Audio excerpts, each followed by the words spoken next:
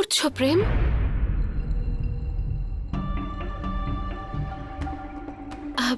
আরে কেউ দেখে নেবে তো। তুমি তুমি কি করছো আমার রুমে?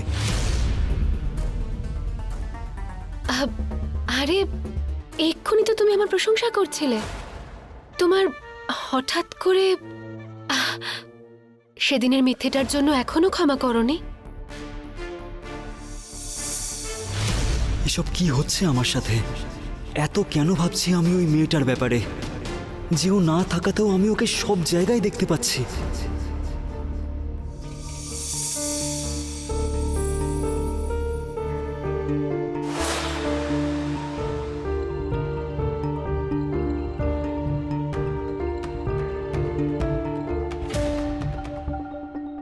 এটা কিরকম জাদু করলে তুমি আমার ওপর? এখন তো তোমার সাথে কথা বলতেই হবে। এরকম না হয় যেন আমার মনে অন্য কেউ থাকে আর আমার বিয়ে অন্য কারোর সাথে হয়ে যায়। সমস্যাটা কি এই প্রেমের? একে তো মায়ের কুণ্ডল পাচ্ছি না, তারপরের এত নাটক যা শেষই হতে চায় না। আমার নাম বিশাখা। বিশাখা, আমি তপস্যার বান্ধবী। কিন্তু তপস্যা তো বলছিল ওর কেউই নেই এই পৃথিবীতে। খুবই সন্দেহবাদী এই মহিলা। আসলে হয়েছে কি, তপস্যার মা চলে যাওয়ার পর ওর সুখ দুঃখে সবচেয়ে বেশি আমিই পাশে থেকেছি।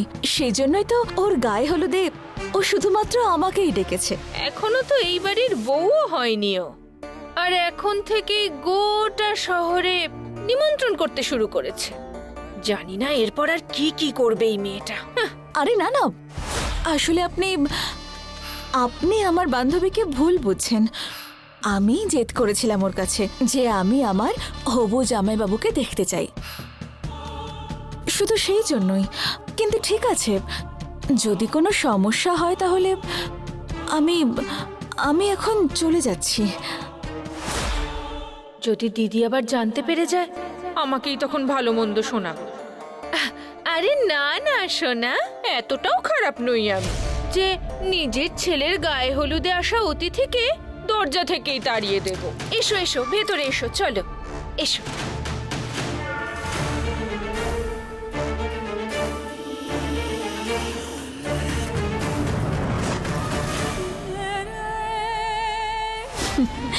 এই মহিলা তো আমার কাজ আরো সহজ করে দিল। এক কাজ করো, তুমি এখানেই দাঁড়াও, আমি উপরে গিয়ে তোমার বন্ধু তপস্যাকে ডেকে আনছি। হ্যাঁ, ঠিক আছে আন্টি।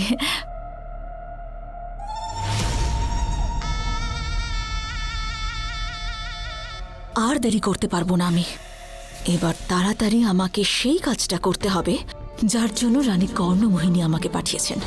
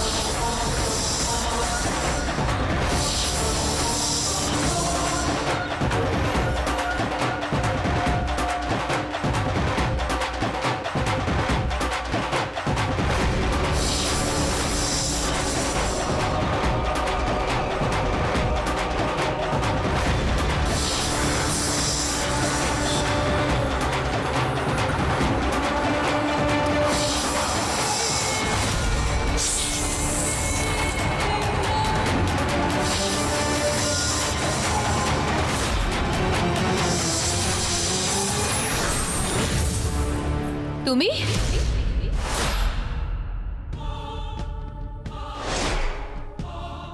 তুমি এখানে কি করছো? মা যদি জানতে পারে না তাহলে তো কি, রানী কর্ণমোহিনী নিজে আমাকে এখানে পাঠিয়েছেন, বুঝলে? মা? কিন্তু কেন? হয়তো ওনার তোমার উপর ভরসা নেই। ওনার নিজের মেয়ে আমি। তোমার মনে আমার প্রতি অনেক বিষ থাকতেই পারে, কিন্তু আমার মা আমাকে বিশ্বাস করে। বলো কেন পাঠিয়েছে তোমাকে? ওই ছেলেটার আনন্দ শোকে পরিণত করার জন্য।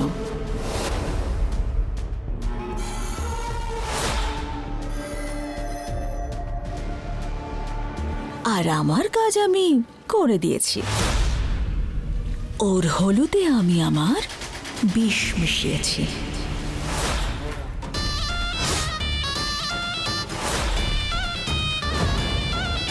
কিন্তু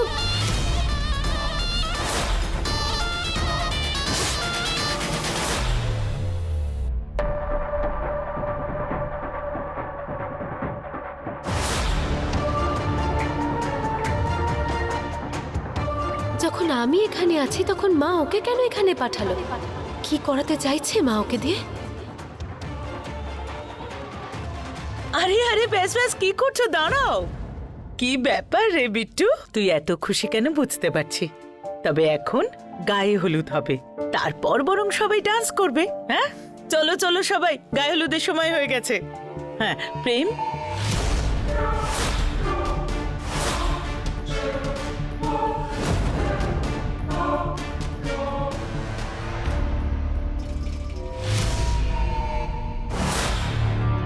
দিদি গায়ে হলুদ শুরু করি।